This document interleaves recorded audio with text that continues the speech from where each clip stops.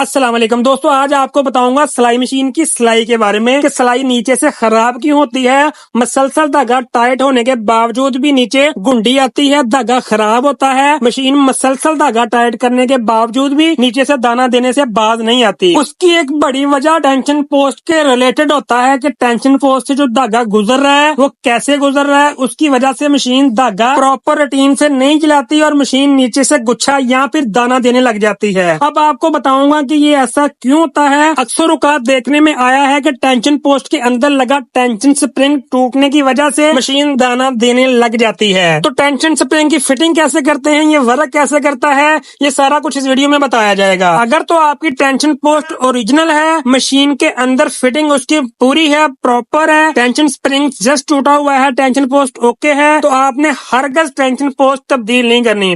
आप क्या करते हैं, टेंशन स्प्रिंग टूटने के बाद ऐसा करते हैं कि स्प्रिंग नहीं तब्दील करते बल्कि लोकल सी टेंशन पोस्ट लेके टेंशन पोस्ट ही तब्दील कर देते हैं। फिर भी मशीन जो है वो दाना देना स्टार्ट कर देती है और मशीन जो है मुसलसल खराब हो जाती है। इसीलिए कहता हूँ जब टेंशन स्प्रिंग टूट जाए तो आपने टेंशन स्प्रिंग ही चेंज करना है। उसको चेंज करने के लिए आपको कटोरी पे लगे स्क्रू को खोलना है, एक वाली साइड पे रख के स्क्रू लूज करें और कटोरी बाहर आ जाएगी। कटोरी के अंदर जो पिन लगती है, पिन के अंदर छोटी सी एक जरी बनी होती है जिसमें टेंशन स्प्रिंग की जो लॉक होता है वो फिट होता है। ये देखें, ये जरी बनी हुई है एक लाइन सी छोटी सी, और जो न्यू टेंशन स्प्रिंग होता है उसके अंदर वाली साइड पे एक लॉक बना होता है जो कि इस जरी में आके फिट बैठता है। मैं आपको चेक करवाता हूँ, ये छोटा सा लॉक है। लॉक को लगाने का तरीका है, इसकी वर्किंग का जो तरीका है वो ये है कि स्प्रिंग को आपने ये वाली पिन के ऊपर चढ़ाना और ये जरी के अंदर लॉक को फिट कर देना। अगर लॉक जरी के अंदर फिट हो गया तभी स्प्रिंग जो है वो वर्क करेगा।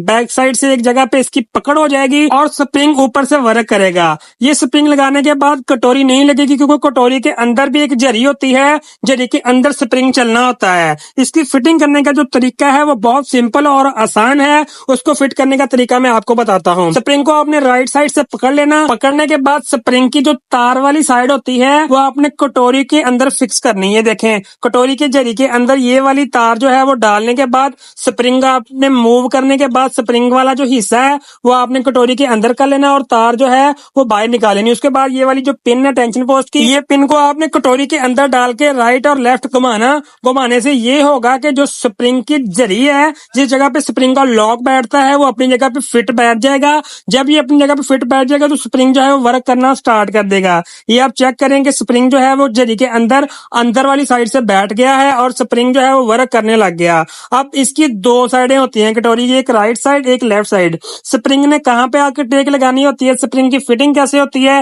इसकी सेटिंग कैसे होती है, इसकी राइट पोजीशन सेट करने के लिए आपको ये मैं बता दूं कि स्प्रिंग की जब भी आपने फिटिंग करनी है, स्प्रिंग ना तो ज्यादा टाइट हो ना लूज हो और पोजीशन इसकी बिल्कुल ओके हो। इसकी पोजीशन आपको चेक करवा दूं कि स्प्रिंग जो है वो कटोरी के अंदर ऐसे डालने के बाद जरिया कटोरी के अंदर होती है, एक राइट साइड पे होती है, एक लेफ्ट साइड पे। अगर आप लेफ्ट साइड पर रख के टाइट करेंगे तो स्प्रिंग वर्क नहीं करेगा। अगर ये वाला स्प्रिंग राइट साइड पे करेंगे तो फिर स्प्रिंग जो है वो फिर वर्क करेगा लेफ्ट साइड को। ये देखें, लेफ्ट साइड को वर्क करके फिर दोबारा अपनी जगह पे आ जाएगा। स्प्रिंग की सेटिंग आपने परफेक्ट करनी तभी ये काम करेगा। स्प्रिंग की सेटिंग करने के बाद आपने फिर कटोरी की और पिन की करनी सेटिंग पूरा बैलेंस में करके, जो पिन की बाहर वाली साइड है और कटोरी की बाहर वाली साइड बिल्कुल बराबर होनी चाहिए और आपने स्क्रू जो है वो फुली टाइट कर देना। टेंशन पोस्ट की बैक साइड पे लगी होती है एक छोटी सी पिन जो टेंशन को रिलीज करती है जब बूट पैर उठाया जाता है। ये देखें, अक्सर पिन बड़ी होती है या फिर अक्सर छोटी हो जाती है। अब टेंशन पोस्ट के अंदर जो पिन लगी हुई है वो थोड़ी सी साइड में छोटी थी इसलिए टेंशन रिलीज नहीं हो रही थी। ठीक है, अब क्या करेंगे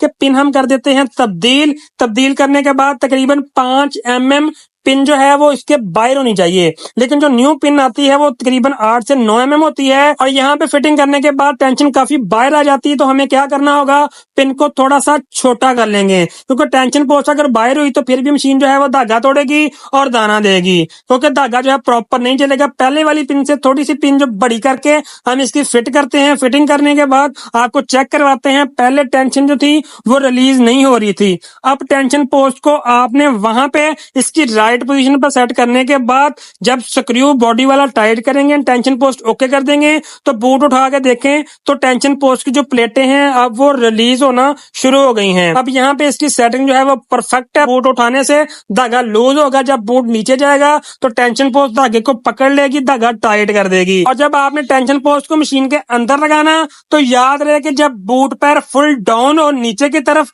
तब आपने टेंशन पोस्ट को बॉडी के अंदर बैठाना है। याद रहे कि अगर आप अंगूठे से दबा के ज्यादा अंदर की तरफ रख के इसको टाइट कर देंगे तो समझ लें मशीन दाना देने से कभी भी बाज नहीं आएगी, क्योंकि टेंशन रिलीज हो जाएगी, टेंशन लूज रहेगी और मशीन मुसलसल दाना देती रहेगी। सबसे पहले तो इसका धागा जो है लूज कर लें और धागा डाल के मशीन का चेक करें टेंशन पोस्ट के अंदर कि धागे की क्या पोजीशन आ रही है। जो हम सेटिंग करते हैं और जो मशीन न्यू आती है उन सेटिंग में फर्क आ जाता है। हम मोस्टली स्प्रिंग को सामने गाइड के नीचे रख के टाइट करते हैं, सेटिंग करते हैं, धागा यहाँ पे सेट चलता है। और जो ओरिजिनल सेटिंग होती है वो ये है कि स्प्रिंग जो है वो नीचे प्रेशर गाइड के नीचे से होके धागा फिर ऊपर की तरफ आता है। यहाँ पे सेटिंग परफेक्ट होती है। हम यहाँ पे चलाते इसलिए नहीं है कि हमारी जो मशीनें होती हैं पुरानी हो जाती हैं और धागा भी वो क्वालिटी का नहीं यूज होता जिसके लिए हमें मशीन की रिक्वायर होती है। इसलिए हमें टेंशन पोस्ट जो है जिसपे जगाड़ लगाते हैं, स्प्रिंग को ऊपर वाली तरफ रख के फिर हम इसकी वर्किंग करते हैं। यहाँ पे आके हमारी मशीन मसलसल इसी पोजीशन पे सेट चलती है।